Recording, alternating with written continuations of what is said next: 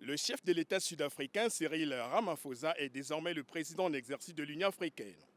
À l'ouverture des travaux de la 33e session ordinaire de la conférence des chefs d'État et de gouvernement de l'UA ce dimanche à Addis Abeba, son prédécesseur, le président égyptien Abdel Fattah al-Sisi, lui a cédé son fauteuil après une année d'exercice. Dans son premier discours devant ses homologues du continent, dont Denis Sassou Nguesso du Congo, ainsi que de ministres et de diplomates, le président sud-africain a dévoilé les 3 piliers de sa présidence. Le règlement des conflits sur le continent, l'achèvement de la mise en place de la zone de libre-échange continentale africaine et l'intégration de la femme dans le tissu économique africain. Cyril Ramaphosa, qui fait des conflits en Libye et au Soudan sa priorité, a indiqué que son pays entend organiser en mai prochain 2 sommets, dont l'un porte sur l'initiative Faire taire les armes et l'autre sur la ZLECA.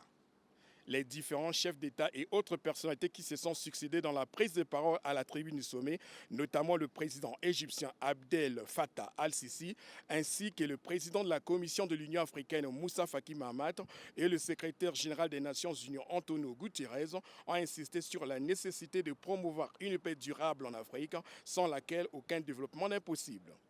Moussa Faki Mahamat a appelé à plus d'engagement des États et à la solidarité africaine pour éradiquer les violences sur le continent.